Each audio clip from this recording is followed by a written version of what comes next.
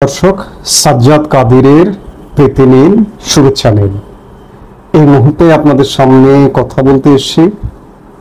আজ আওয়ামী লীগের কেন্দ্রীয় কার্যালয় দখল হয়েছে। আগামীকাল গ্রামীণ ব্যাংকের প্রধান কার্যালয় দখল হবে। এই প্রসঙ্গটি নিয়ে আপনাদের সামনে কথা বলবো। দেশে যে একটা অরাজকতা চলছে তার প্রকৃষ্ট উদাহরণ আমরা দুদিন যাবৎ খবর পাচ্ছি যে আওয়ামী লীগের কেন্দ্রীয় কার্যালয় কে বা কাহারা দখল করিয়া ফেলিয়াছে।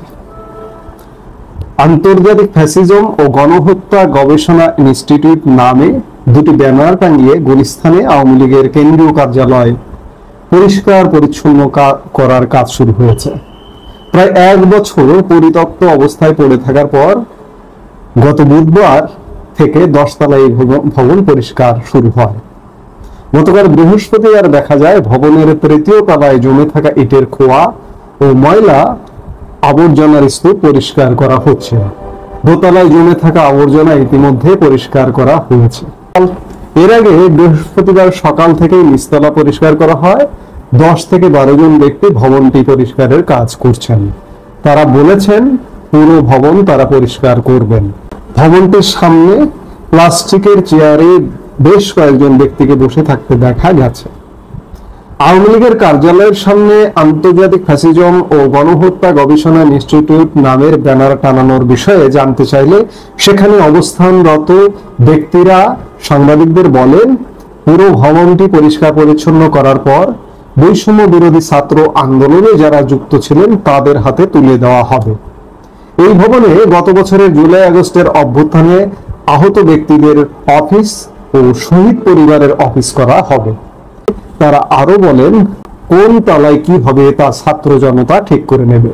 সেখানে অবস্থানরত ব্যক্তিদের কেউ নিজের নাম পরিচয় প্রকাশ করতে রাজি হননি। এদিকে আন্তর্জাতিক ফ্যাসিজম ও গণহত্যা ইনস্টিটিউট নামে এই প্রতিষ্ঠান কে তৈরি করেছে, এর সঙ্গে কারা যুক্ত, কিভাবে এই নাম এসেছে, সেসব প্রশ্নের উত্তর এই ব্যক্তিরা কিছু বলতে রাজি হননি।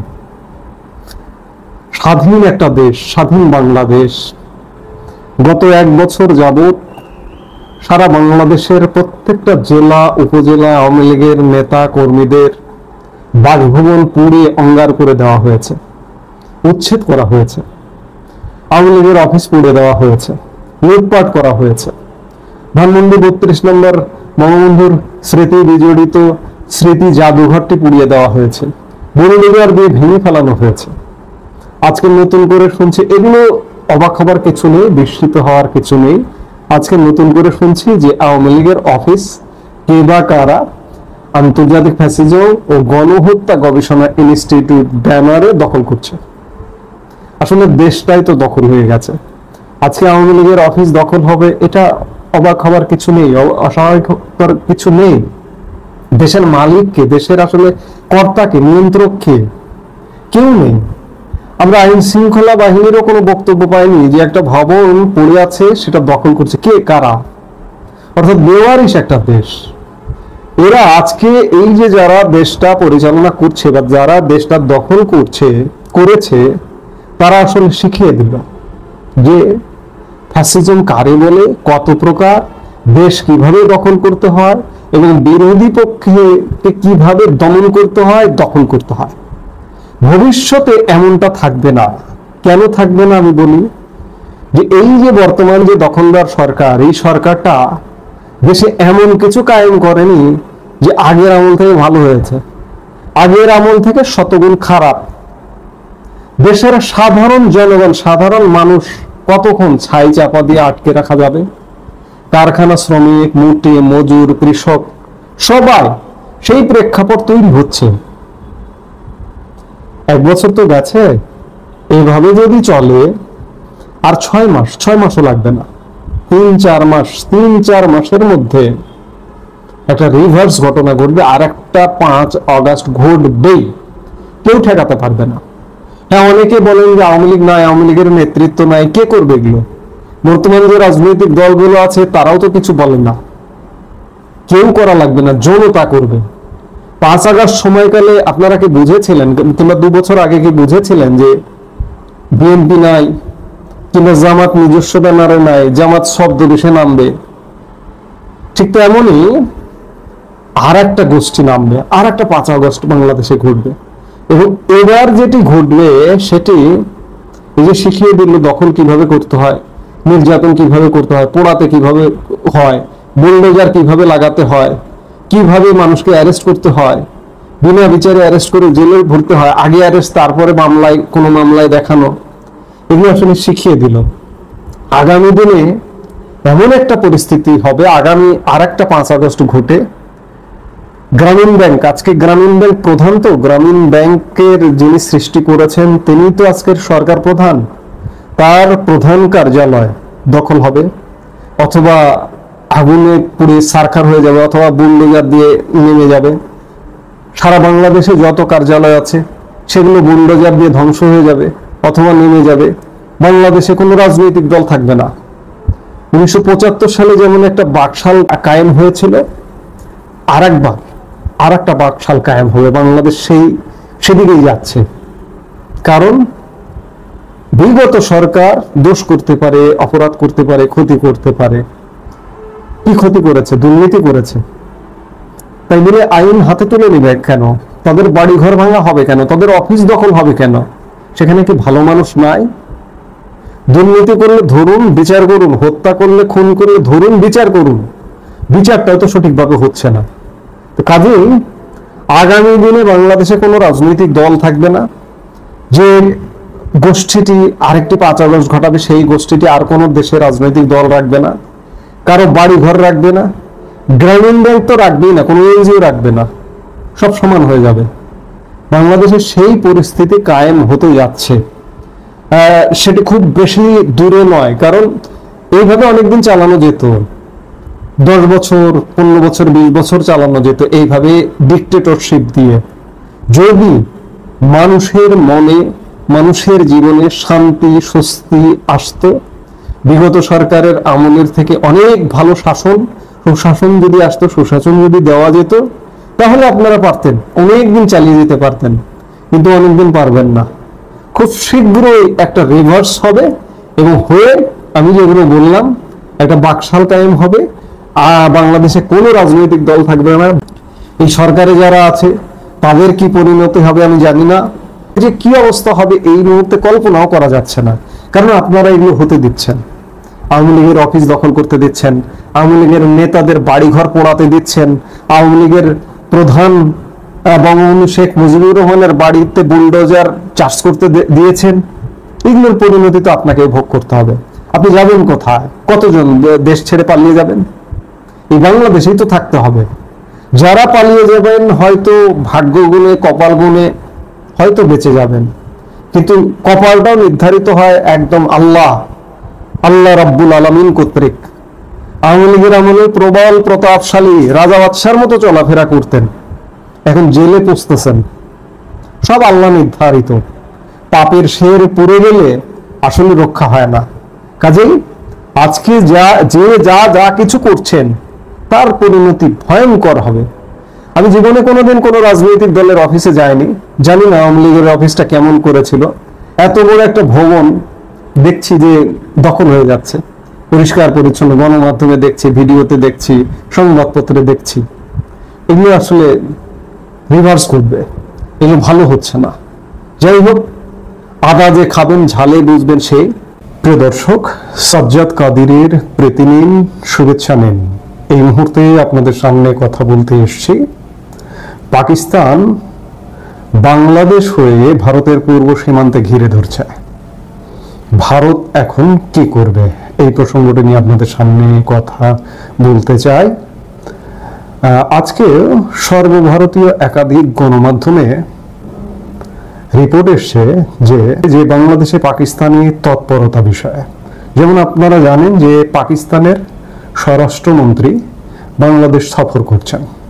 সেই বিষয়গুলো নিয়ে সর্বভারতীয় গণমাধ্যম, একাধিক গণমাধ্যমে রিপোর্ট এসছে। আজকের দ্য ইকোনমিক টাইমস একটা রিপোর্ট করেছে, New Delhi alert as Pakistan, Bangladesh agree on visa free entry. Economic টাইমসের রিপোর্ট। আপনারা জানেন যে পাকিস্তানের স্বরাষ্ট্রমন্ত্রী বাংলাদেশ সফর করছেন। গত পরশু বুধবার একটি রিপোর্ট শুধুমাত্র পাকিস্তানের স্বরাষ্ট্রমন্ত্রীর সফরের ব্যাপারে বাংলাদেশের গণমাধ্যম করেছে, কিন্তু পাকিস্তানের স্বরাষ্ট্রমন্ত্রী সেই একটির বাইরে, একটি মিটিং এর বাইরে আর কোথায় গেছেন, কি করছেন, কার সাথে বৈঠক করছেন, সেই রিপোর্টগুলো কিন্তু গণমাধ্যমে নেই, গণমাধ্যমে আউট। বলতে পারেন খানিকটা গোপনীয়তার সাথে এই সফরটি কি করা হচ্ছে। আমরা দেখলাম যে গত বুধবার 23 জুলাই পাকিস্তানের স্বরাষ্ট্র মন্ত্রী মহসিন রেজা নাকভি বাংলাদেশের স্বরাষ্ট্র উপদেষ্টা লেফটেন্যান্ট জেনারেল অবসরপ্রাপ্ত জাহাঙ্গীর আলম চৌধুরীর সঙ্গে একটি বৈঠক করলেন। এই বৈঠকে বেশ কিছু আলাপ আলোচনা হয়েছে, সেই আলাপগুলো গণমাধ্যমে এসছে। বাংলাদেশ ও পাকিস্তানের মধ্যে অন অ্যারাইভাল ভিসা নিয়ে এক প্রকার সমঝোতা হয়েছে, যে কোনো মুহূর্তে সমঝোতা স্মারকে সই হবে অথবা সই করেই ফেলেছেন, কারণ অনেক কিছু গোপনে করা হচ্ছে। অন অ্যারাইভাল ভিসা মানে বিমানবন্দরে নামার পরে ভিসার সুবিধা। এটি দুই দেশের কূটনীতিক এবং অফিসিয়াল পাসপোর্টধারীদের অর্থাৎ সরকারি কর্মচারীদের অন অ্যারাইভাল ভিসা সংক্রান্ত সমঝোতা চুক্তিটি প্রায় চূড়ান্ত পর্যায়ে রয়েছে। এই বৈঠক থেকে সেটি জানা গেছে, অর্থাৎ পাকিস্তানি কূটনীতিক এবং সরকারি কর্মচারী যারা, তারা কোনো রকম ভিসা ছাড়াই বাংলাদেশে আসতে পারবে। বাংলাদেশেরও একই সুবিধা, বাংলাদেশও পাকিস্তানে যেতে পারবে। কিন্তু বাংলাদেশ পাকিস্তানে গিয়ে কি করবে? কিন্তু পাকিস্তানের বাংলাদেশে এসে করার আছে বিশেষ করে ভারতকে নিয়ে একটা খেলা, লীলা খেলা তারা খেলছে দীর্ঘদিন যাবত। সেই লীলা খেলাটা খেলতে পারে, যার কারণে আজকে সর্বভারতীয় গণমাধ্যম, ইকোনমিক টাইমসের কথা বললাম, আরো একাধিক গণমাধ্যমে বেরিয়েছে যে বাংলাদেশে অন অ্যারাইভাল ভিসা পাকিস্তানের দেওয়া হচ্ছে এবং নয়াদিল্লি এ ব্যাপারে সতর্ক। বৈঠক সম্পর্কে এক সরকারি বিজ্ঞপ্তিতে বলা হয় যে বৈঠকে দুই দেশের মধ্যে মাদক ও সন্ত্রাস দমন, পুলিশ প্রশিক্ষণে দুই দেশের পুলিশ একাডেমির পারস্পরিক সহযোগিতা, রোহিঙ্গা ইস্যু, সাইবার অপরাধ দমন, ব্যবসা বাণিজ্য বৃদ্ধি সহ পারস্পরিক স্বার্থ সংশ্লিষ্ট বিভিন্ন বিষয়ে আলোচনা হয়। পাকিস্তানের পররাষ্ট্রমন্ত্রীকে স্বাগত জানিয়ে স্বরাষ্ট্র উপদেষ্টা জাহাঙ্গীর আলম চৌধুরী বলেন, বাংলাদেশ ও পাকিস্তান অভিন্ন ইতিহাস ও ঐতিহ্যের অংশীদার। দুই দেশের মধ্যে বন্ধুত্বের সম্পর্ক দিন দিন শক্তিশালী হচ্ছে। এই সময় পাকিস্তানের স্বরাষ্ট্রমন্ত্রী বিভিন্ন ক্ষেত্রে দুই দেশের সর্বাত্মক সহযোগিতা বৃদ্ধির প্রতিশ্রুতি ব্যক্ত করেন। সন্ত্রাসবাদ দমনে পাকিস্তান সর্বোচ্চ অগ্রাধিকার দিয়ে কাজ করে যাচ্ছে উল্লেখ করে দেশটির স্বরাষ্ট্রমন্ত্রী বলেন, আমরা সন্ত্রাস দমনে মাধ্যমে সারা বিশ্বে শান্তি প্রতিষ্ঠায় কাজ করছি। বাহ, চমৎকার। পাকিস্তান সন্ত্রাসবাদ দমনে কাজ করছে এবং এই জন্য বাংলাদেশকে পাকিস্তানের কাছ থেকে অভিজ্ঞতা নিতে বলেছে। পাকিস্তানের স্বরাষ্ট্রমন্ত্রী রেজা নাকভি আরো বলেছেন যে পাকিস্তানের দ্বিতীয় সমস্যা হচ্ছে মাদক নিয়ন্ত্রণে। আফগানিস্তান থেকে মাদক নিয়ে আসে, সেই মাদক নিয়ন্ত্রণে তারা গুরুত্বপূর্ণ ভূমিকা পালন করছে। বাংলাদেশের স্বরাষ্ট্র উপদেষ্টাও বলেছেন যে আমাদেরও প্রধান সমস্যা মাদক, আমাদের মাদক আসে মিয়ানমার থেকে। পাকিস্তানের স্বরাষ্ট্রমন্ত্রী বলেছেন যে পাকিস্তানের কাছ থেকে মাদক নিয়ন্ত্রণের প্রশিক্ষণ নিতে হবে বা জানতে হবে। একই সাথে আপনারা জানলেন যে পুলিশ ট্রেনিং থেকে শুরু করে বিভিন্ন কিছু পাকিস্তানের কাছ থেকে শেয়ার করতে হবে, আমাদের জ্ঞান অর্জন করতে হবে। বাহ, চমৎকার। পৃথিবীর একটি অন্যতম ব্যর্থ রাষ্ট্র, সেই রাষ্ট্রের কাছ থেকে আমরা এই জ্ঞানগুলো অর্জন করব। আর আমরা কথায় কথায় পাকিস্তানকে ডেকে আনছি, আমরা তুরস্ককে ডেকে আনছি, পাকিস্তানকে ডেকে এনে আমরা আমাদের বিপদ ডেকে আনছি, তুর্কিকে ডেকে এনে আমরা আমাদের বিপদ ডেকে আনছি, পাকিস্তানকে আমরা অন অ্যারাইভাল ভিসা দিচ্ছি। খুব চমৎকার। এর জন্য ভারত থেকে আমরা থ্রেটের জন্য আমাদের রেডি হতে হবে, খুব স্বাভাবিক। ভারতের পশ্চিম সীমান্ত পাকিস্তানের যেমন ভারতের রেড অ্যালার্ট আছে, ইতিমধ্যে বাংলাদেশ, ভারতের পূর্ব সীমান্ত বাংলাদেশ সীমান্তেও এইসব নানা কারণে রেড অ্যালার্ট জারি হয়ে গেছে। আমাদের দেশে পাকিস্তানের কূটনীতিক, সরকারি কর্মচারীরা অন অ্যারাইভাল ভিসা, অর্থাৎ পাকিস্তান আরেক ধাপ এগিয়ে গেল ষড়যন্ত্রে, বিশেষ করে ভারতের সাথে ষড়যন্ত্রে, যার দরুন আজকে সর্বভারতীয় গণমাধ্যমগুলো যথেষ্ট উদ্বেগ উৎকণ্ঠার সঙ্গে এই রিপোর্টটা করেছে যে পাকিস্তানের জন্য বাংলাদেশ হলো অবাধ প্রবেশাধিকারের একটি জায়গা বা অভয়ারণ্য। এখানে বসে তারা যেমন পশ্চিম সীমান্তে নিজ দেশে বসে নানা রকম কর্মকাণ্ড করতে পারবে, ঠিক তেমনি ভাবে বাংলাদেশে নির্বিঘ্নে বসে নানা রকম কর্মকাণ্ড করতে পারবে, ভারত বিরোধী কর্মকাণ্ড। এখন প্রশ্ন হচ্ছে যে ভারত এটাকে কিভাবে নেবে? ভারত তো এটাকে কোনোভাবেই ভালোভাবে নেবে না।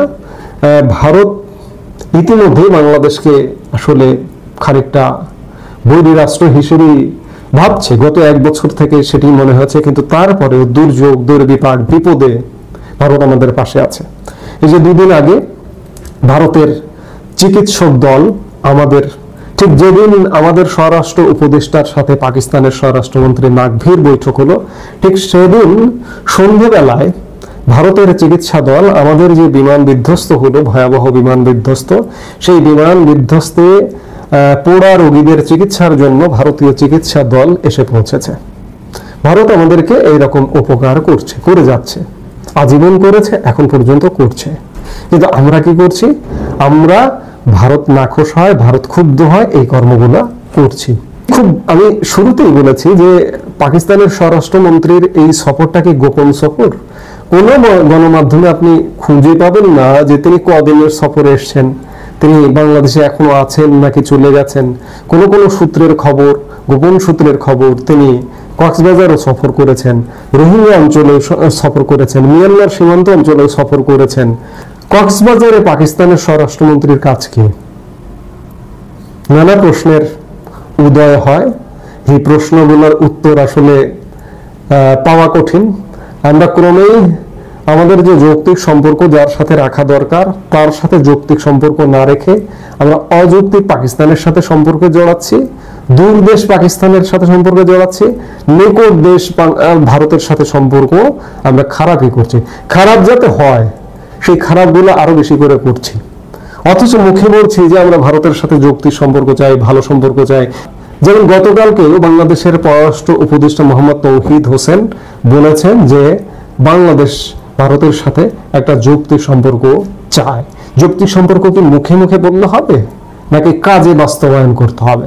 আমি পাকিস্তানকে হঠাৎ করে অন অ্যারাইভাল ভিসা দিয়ে দিলাম, পাকিস্তানের কূটনীতিকরা, পাকিস্তানের সামরিক কর্মকর্তারা বা বেসামরিক কর্মকর্তারা অবাধে বাংলাদেশে প্রবেশ করবে। বাংলাদেশে প্রবেশ করে কি করবে? তাদের কাজ কি হতে পারে? বাংলাদেশের বিরুদ্ধেও ষড়যন্ত্র হতে পারে।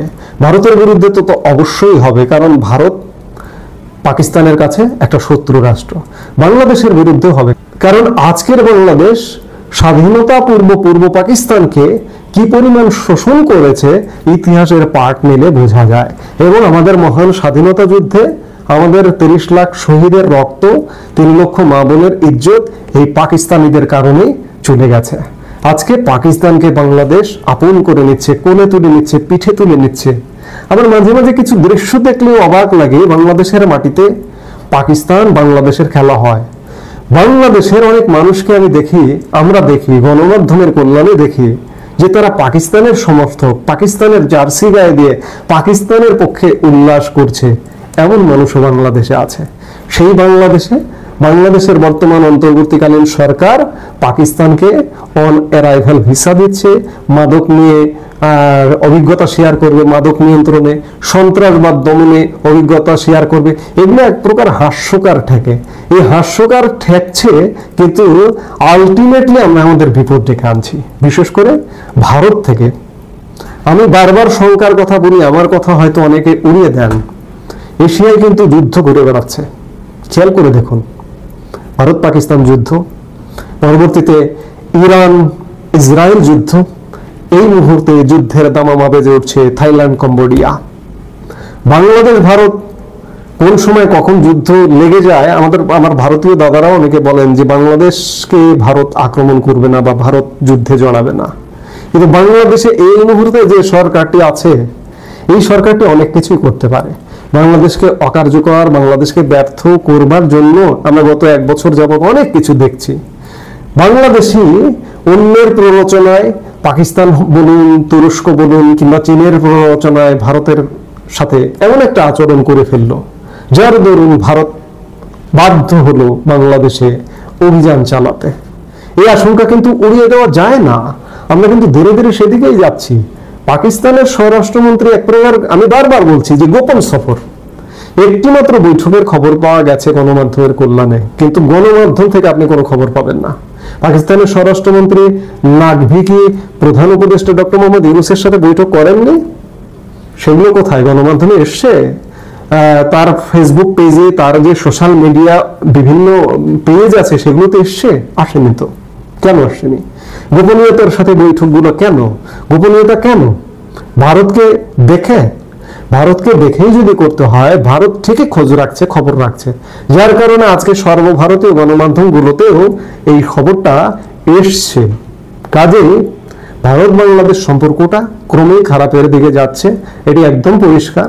এর শেষ পরিণতি কি হবে এই মুহূর্তে অনুমান করাটাও কঠিন।